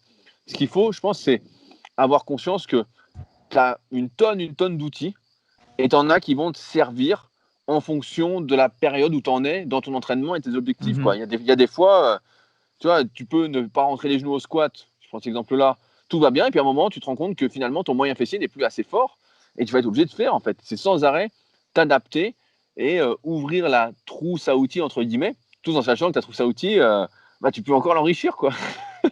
Puis de savoir aussi, justement, de ne pas se dire, OK, ben moi, le marteau, je suis excellent au marteau, fait que je vais utiliser mon marteau partout. Oui, mais c'est ça. Mais après, ça, c'est notre truc du point fort. La dernière fois, j'ai un élève qui m'a fait marrer, je ne sais pas s'il écoutera, et tu vois, il faisait les bras, et à chaque fois qu'il m'envoyait les vidéos, je disais, non, mais tu mets trop lourd, tu vois, et à un moment, je lui dis, écoute, le problème, c'est que là, tu veux prendre des biceps, tu n'utilises pas ton biceps. Je lui dis, tu sais, il n'y a pas de concours de curl, en fait. Je lui dis, il n'y a pas une compétition de qui met le plus lourd au curl. Et il me dit, ah ouais, mais t'as raison et tout. Et depuis, c'est bon, il a compris le truc. Mais tu vois, il était dans cette optique, il disait, ah, je me sens fort au curl. Donc il utilisait un peu tout son corps, etc. Enfin, bon, c'était pas un mouvement pour prendre des biceps, quoi. Il utilisait tout son corps, quoi. Il faisait un épaulé curl, moi, comme j'appelle. Et je disais, ça va pas. Et à un moment, il a compris, il me dit, ouais. Parce que souvent, encore une fois, tu crois que tu es en compétition et que tu dois prouver des choses. Tu vois, là, tu parlais du marteau. T'es moi avec ton marteau. C'est juste bien pour toi, en fait. Mais ça ne veut pas dire que les autres veulent le savoir et veulent que tu utilises ton marteau tout le temps. En fait, tout le monde s'en fout ou presque. Et à partir du moment, je pense qu'on passe tous par là, en tant que coach, etc., tu comprends que tu fais d'abord les choses pour toi et que tu ne peux pas te mentir, en fait. C'est impossible de te mentir. À un moment, tu vas être confronté à tes lacunes, tu vas être confronté à ce que tu n'as pas fait, aux erreurs que tu as fait, etc. Et tu es face à la vérité et tu es obligé d'agir en conséquence. Tu ne peux pas toute ta vie te mentir et dire moi, je suis bon avec un marteau, je fais tout avec mon marteau.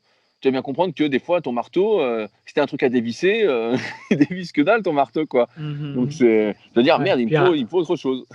Ouais. Puis en tant que coach aussi, justement, qu'est-ce qui est bien de qu'est-ce qu'on fait, c'est que ça nous met vraiment face à nous. Tu sais, on peut juste enseigner ce qu'on est capable de faire nous-mêmes, là. On ne pourra pas enseigner des techniques qu'on n'a pas maîtrisées nous-mêmes. Fait que ça nous force justement à continuer notre évolution personnelle pour après ça, justement, avoir des clients qui sont plus versatiles que juste être capable de taper avec un marteau.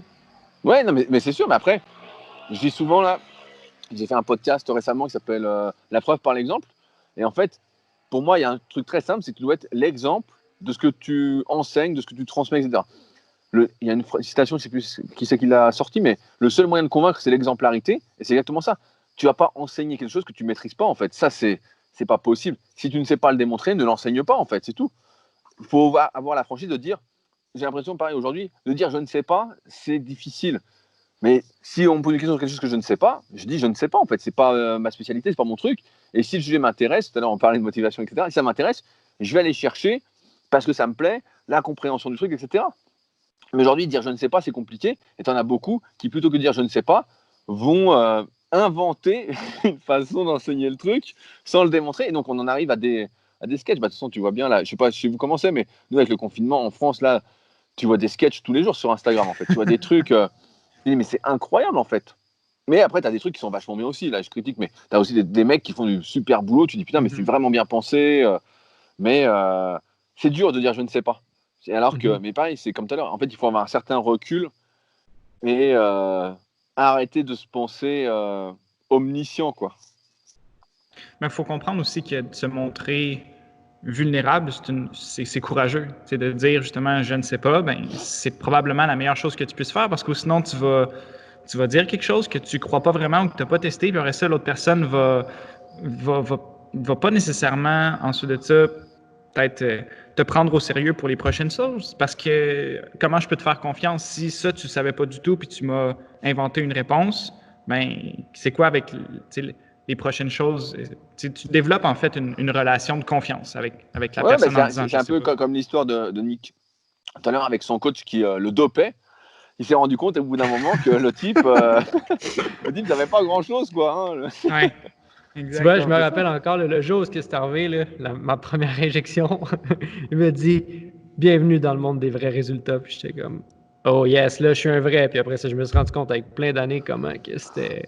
Ah ouais? Ouais, j'ai encore l'image de comment c'était fort dans ma tête. Puis justement, avec du recul, ben, je réalise que j'ai tellement pas développé la personne que j'étais. Puis j'ai encore plus enterré mon manque de confiance, en fait. Ouais, non, mais c'est sûr, tu t'es appuyé sur une béquille alors que tu aurais dû, c'est toujours facile de dire à reculons, hein, mais tu aurais dû miser sur toi plutôt que sur la piqûre. Quoi, mais bon. Là, mais tout ça, on s'en rend compte, ouais, encore une fois, avec le temps. Sinon, au début, tu n'y penses pas et on y vient tous, de toute façon, à la musculation de base en général pour le physique.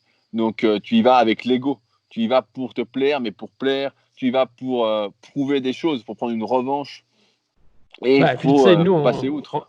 On le fait par l'entraînement, je veux dire, parce que nous, c'est vers ça qu'on a été attirés, mais je pense que n'importe quel jeune doit se prouver dans quelque chose. Tu sais, nous, ça a été l'entraînement, ça peut être le sport, ça peut être les jeux vidéo, ça peut être n'importe quoi, tu sais, qui va bâtir la personne que tu es, parce qu'on prend tous des chemins différents, mais c'est ça. C'est juste que nous, ça a tombé que c'était l'entraînement, puis à partir de là, on a des chemins différents, mais je pense que en tant qu'humain, puis en tant que jeune homme, on dirait qu'on a besoin d'un certain rythme de passage. Puis on dirait que ça n'existe plus non plus. Qu'on aurait besoin justement de se dire, ça, tu vas vivre une expérience vraiment difficile à cet âge-là. Puis à partir de là, ben après ça, tu vas être un homme. Mais j'ai l'impression qu'on est souvent en train d'essayer de se prouver à nous-mêmes qu'on est un homme ou de prouver aux autres qu'on est un homme quand jamais on le... Tu sais, il y a tout le temps un peu ce manque de confiance-là. En tout cas, moi, je le sens de mon côté des fois que j'ai une image de c'est quoi un homme dans ma tête, mais c'est moi qui l'ai placé là par moi-même. Il n'y a pas personne qui me dit « Hey, un homme, c'est ça, puis tu devrais faire ça », mais il y en a une qui reste là. J'ai l'impression que toutes les expériences qu'on vit, c'est tous des rites de passage, mais on pourrait essayer justement d'en inculquer plus dans les prochaines générations, faire dire un challenge physique ou n'importe quoi, qui va t'aider à... Non, mais t'as raison, mais je pense que malheureusement, les rites de passage vont être de moins en moins importants au fur et à mesure. On voit bien, c'est une société où il y a une minorité qui ne cherche pas l'hyper-confort, mais sinon, c'est de plus en plus le confort, tu vois bien. C'est... qu'est-ce que je veux dire? La dernière fois, je voyais un truc pareil sur les rites de passage, etc. Voilà, ce que je voulais dire, c'est que nous, avant, en France, il y avait l'armée obligatoire. Je ne sais pas vous s'il y avait ça. Et donc, fallait passer... je sais plus quand je vais dire des conneries, hein, mais ceux qui sont plus vieux pourront me corriger. Mais genre, par exemple, de 18 à 20 ans ou de 20 à 22 ans, tu devais faire l'armée en France. C'était obligatoire. Donc, forcément, tu devais obéir aux ordres, tu devais faire des trucs hyper durs, etc. Et après, tu retournais dans la vie active. Et à un moment, ils ont enlevé ça, en fait. Et c'est là que je pense que ça a déconné, quoi.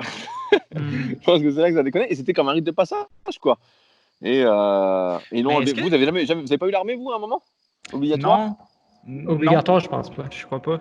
Mais il y a pas les Australiens qui ont 1 an de sabbatique d'école quand ils terminent à un certain âge? Je sais pas du tout. Non, je sais pas. OK, mais je trouvais l'idée super bonne. Comme tu termines ton école, ben plutôt que de te dire, OK, qu'est-ce que je dois faire tout le reste de ma vie, quand que je sais pas du tout qu'est-ce que j'aime, c'est quoi, qu'est-ce qui pique ma curiosité, qu'est-ce qui vraiment j'ai envie d'apprendre, ben dans ce que j'avais entendu, c'est que ces gens-là, ils se prenaient 1 an, puis ils allaient ils allaient aider des gens. Il y avait un programme, puis ils se promenaient un petit peu partout dans le monde. Tu faisais de l'aide humanitaire, tu venais justement en aide aux gens, tu découvrais des nouvelles sphères que tu ne pensais jamais qu'ils existaient. Puis après ça, de cette façon-là, tu reviens avec une meilleure idée de ce que tu désires faire pour, disons, une partie de ta vie après. Ah, mais c'est sûr que quand tu es à l'école, c'est hyper dur quand on te dit qu'est-ce que tu veux faire. Nous, c'est en troisième, je sais pas comment ça marche chez vous, mais nous, quand tu as 14 ans, on te dit voilà, qu'est-ce que tu veux faire plus tard. Et c'est une question qui est hyper difficile. Et en plus, on te dit pas que tu vas avoir le droit de changer.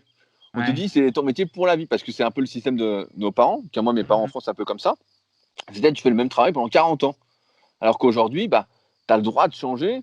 Et j'ai envie de dire, tu as presque l'obligation en fait, d'évoluer. Parce que le monde va tellement vite que si tu n'évolues pas, bientôt il n'y aura plus de place pour toi, quoi. Ouais, puis de te mettre ça sur les épaules aussi à 14 ans, là, de te dire, bon, ben là, tu vas décider qu'est-ce que tu vas faire le reste de ta vie. Tu sais, justement, à l'école, c'est tellement un système qui n'a pas évolué au rythme où ce que le reste de l'humanité a évolué, là. Ouais, non, mais c'est sûr que moi, je me souviens, qu'est-ce que tu veux faire, qu'est-ce que tu veux faire tu es là, tu sais pas. Et puis en fonction de ça, en plus, on te ferme des portes parce que tu vas choisir une orientation qui après va t'emmener quelque part. Et toi, si après tu veux changer, en fait, t'es un peu fourré, quoi. Tu peux pas, quoi.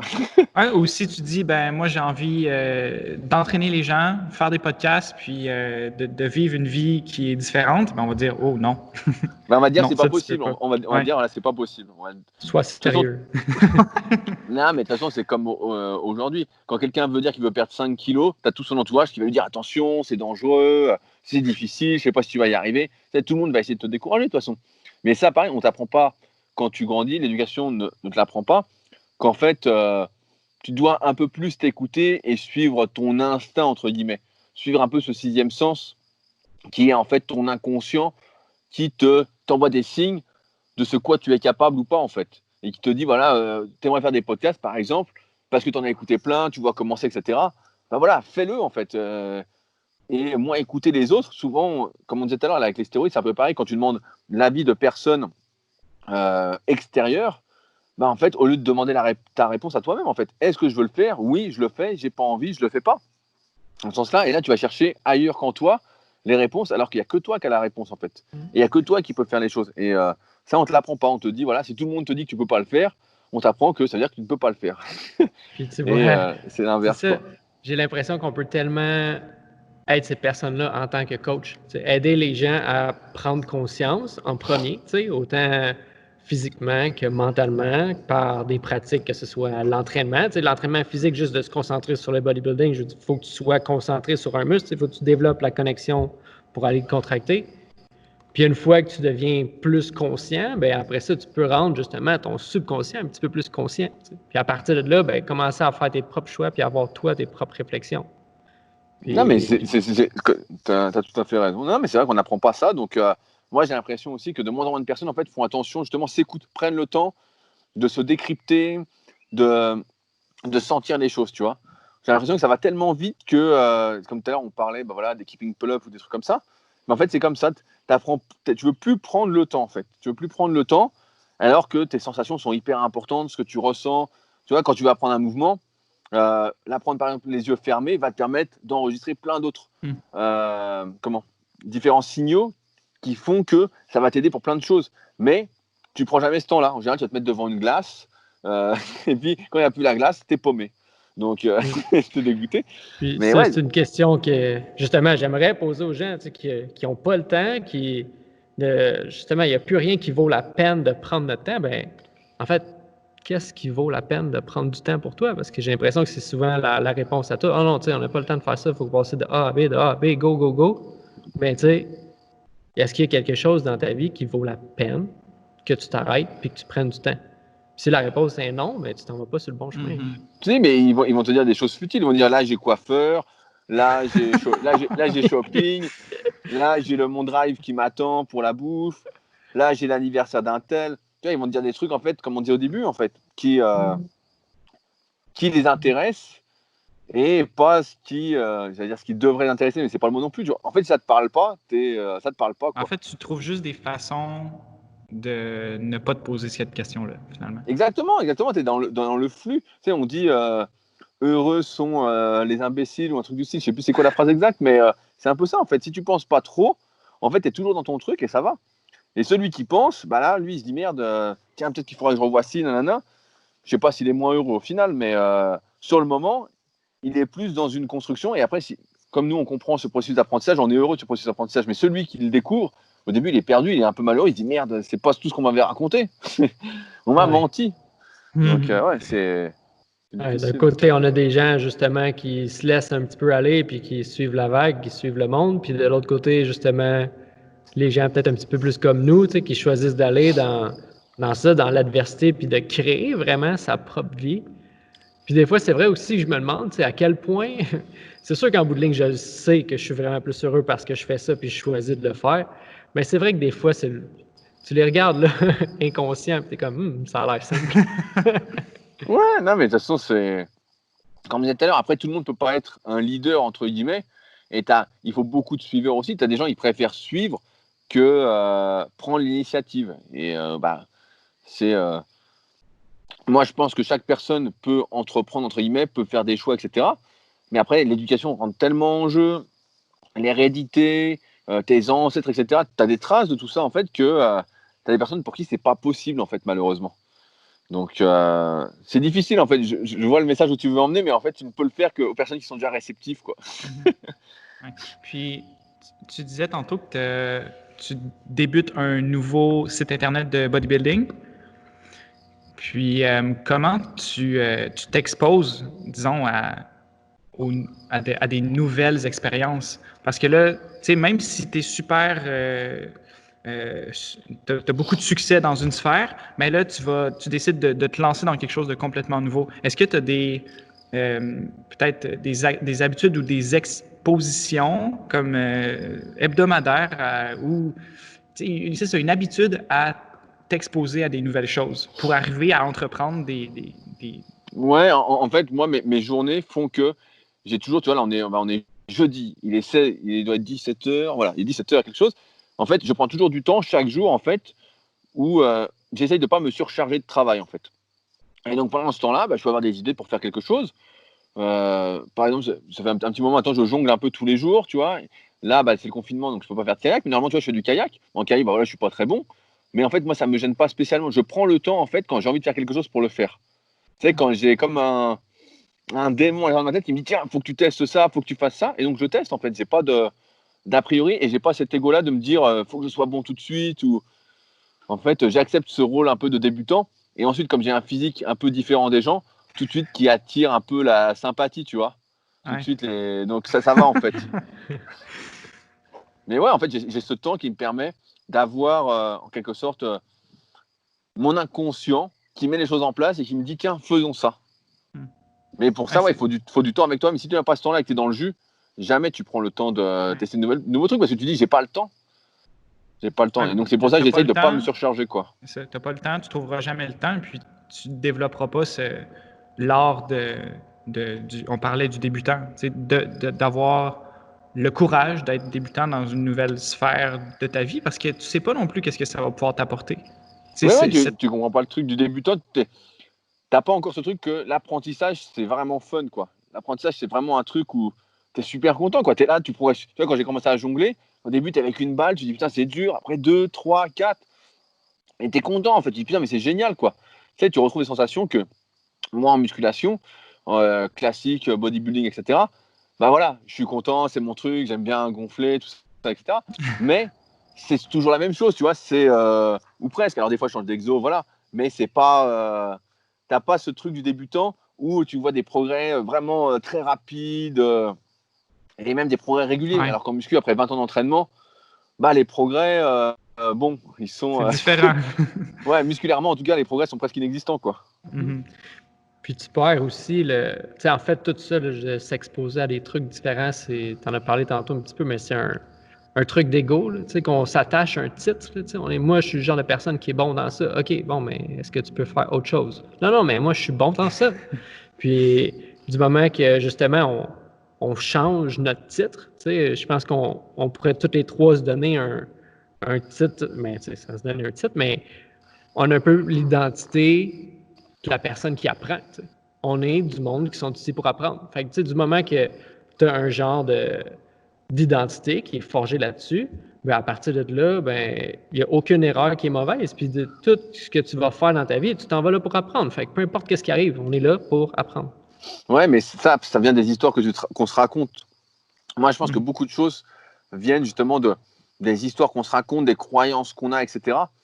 Et si, tu vois, dans un bouquin que j'ai lu qui s'appelle La vérité sur ce qui nous motive, le mec disait, tu as deux catégories de personnes. Tu as celles qui pensent que tout est inné ou presque, soit tu es bon, soit tu n'es pas bon dans un domaine, et tu as celles qui pensent que tout peut s'apprendre.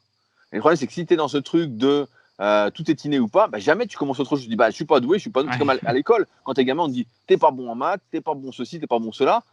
Bah, il y a de grandes chances que tu sois jamais bon en maths, quoi.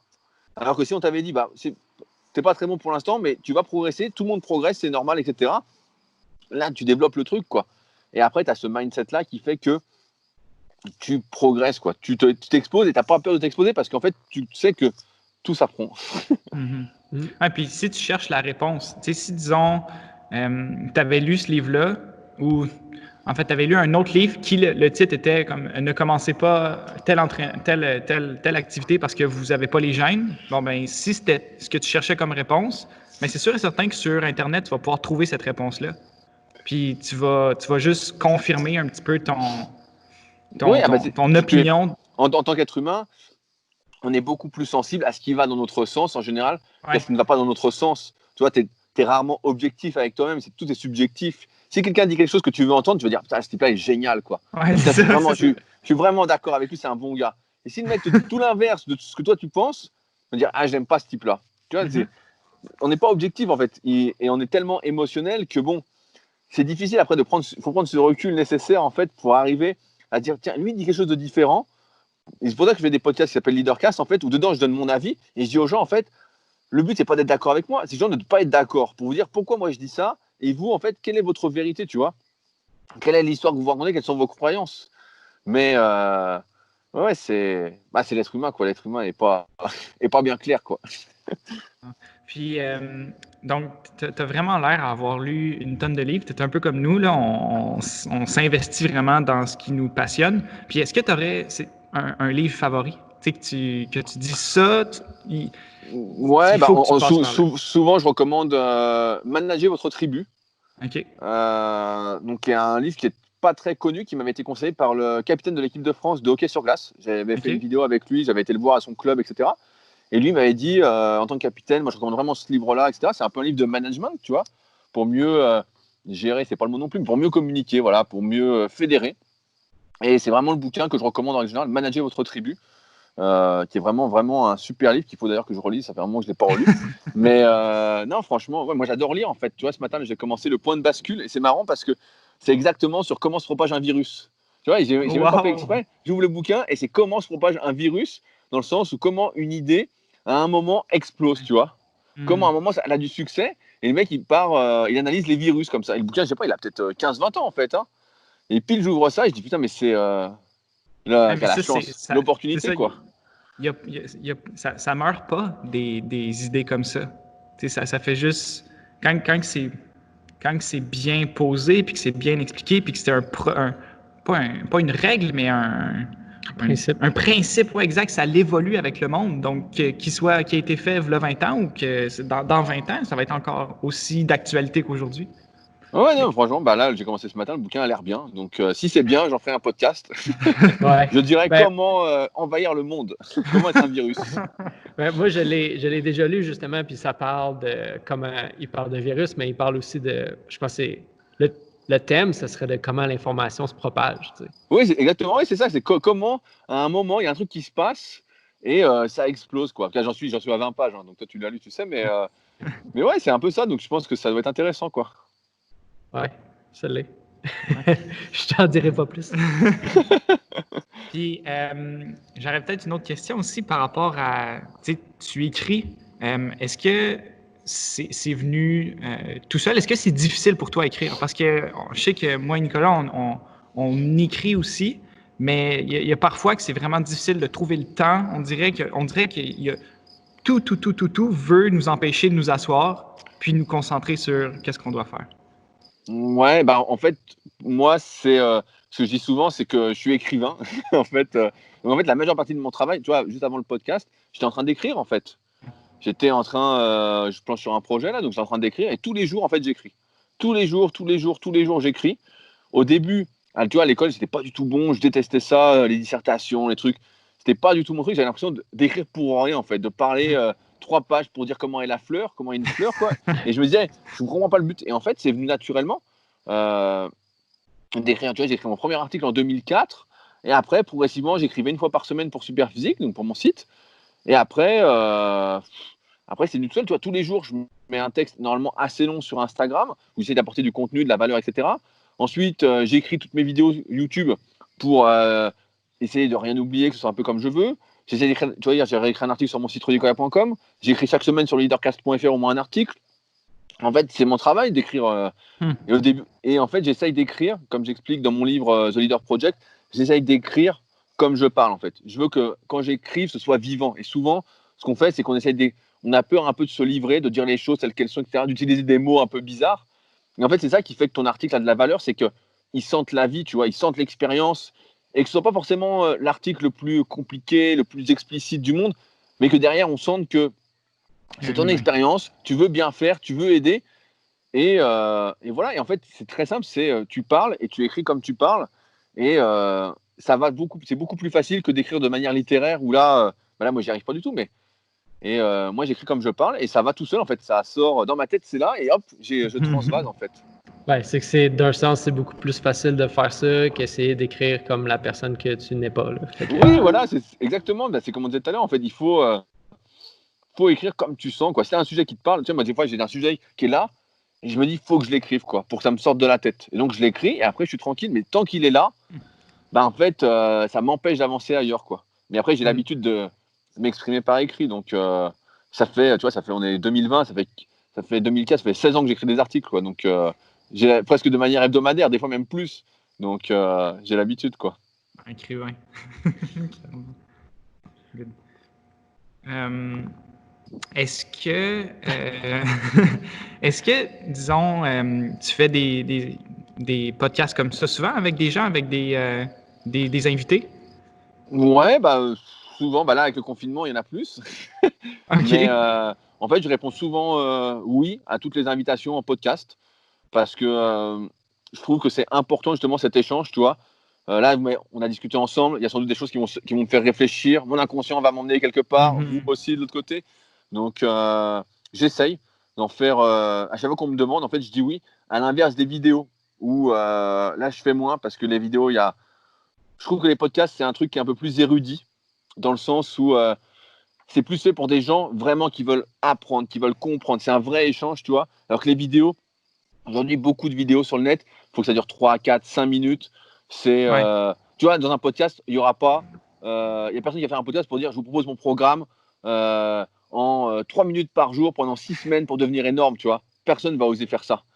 Donc, c'est pour ça que je préfère les podcasts et que je dis oui à tous les podcasts ou presque et que les vidéos, je dis souvent non à tout.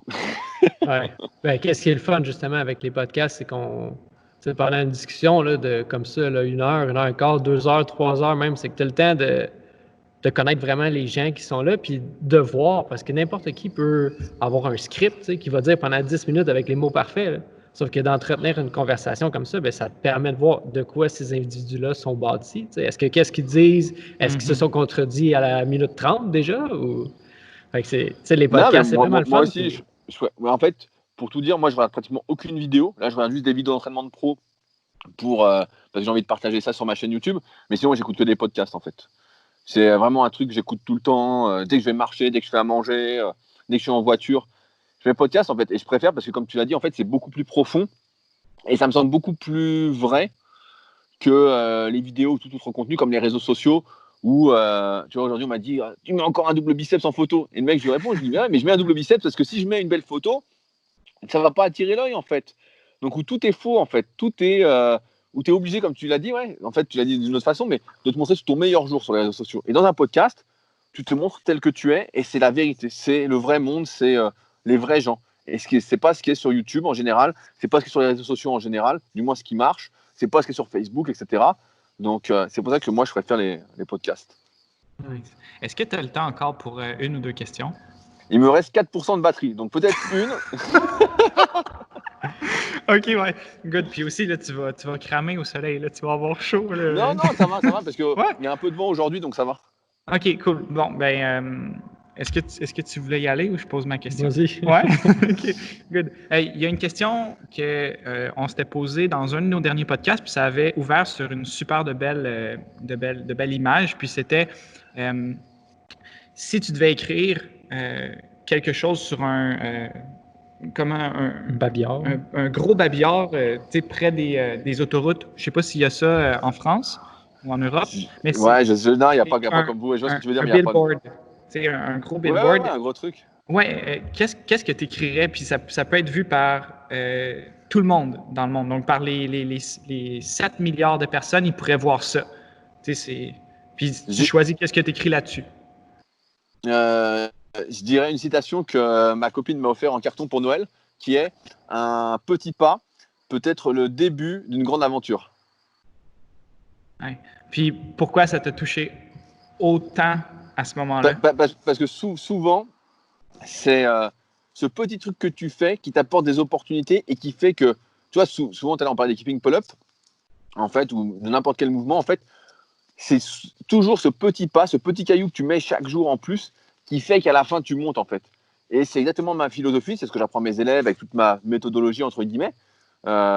C'est un petit pas chaque jour pour une grande aventure, en quelque sorte. Et c'est un truc qui me parle, et donc elle me connaît bien. Donc, on parlait du processus tantôt, mais c'est un peu ça. Fais confiance ouais, au c'est processus. ça, c'est un petit pas peut être le début d'une grande aventure. Et c'est exactement ça dans tous les domaines, quoi. Ouais. Wow. Bon, ben, merci d'avoir accepté l'invitation. Ouais, bah cool, vous me direz quand ce sera en ligne et puis je partagerai avec plaisir. Parfait. Cool. Est-ce que tu as des endroits où que les gens peuvent te rejoindre, ton nouveau site? Ouais, le plus simple, c'est d'aller sur rudykoya.com.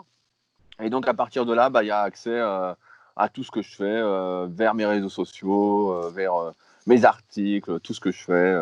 Donc voilà. Par les doubles biceps. Voilà, il y a les doubles biceps, mais j'ai écrit un texte justement pour mardi qui va arriver. Et où j'en parle en fait, mais parce que les gens cliquent un double biceps. Ils cliquent sur un double biceps. Ils ne cliquent pas sur une photo avec ce t-shirt là. Ils en ont rien à foutre de ça. Et jamais ils vont accorder de l'attention à ce que j'ai envie de leur transmettre. Ils ont besoin que j'attire leur attention pour être attentif à ce que je veux transmettre. Sinon, ils s'en foutent. Ils s'en foutent. Sinon, tu es quelconque entre guillemets et tu ne sors pas de la masse. Alors que quand je fais un double biceps, je sors de la masse. Et là, ils sont plus réceptifs à mon discours en tout cas. Et donc comme j'ai à cœur de transmettre des choses, en fait, il faut faire des doubles biceps, malheureusement. Parfait. On va retenir ça. On prend ça en note. Voilà, les gars, faites des doubles biceps. Merci. C'est cool. Bon, tenez-moi au courant alors. Ça roule. Yes. Parfait. Merci. Merci à toi. Salut les gars. Salut.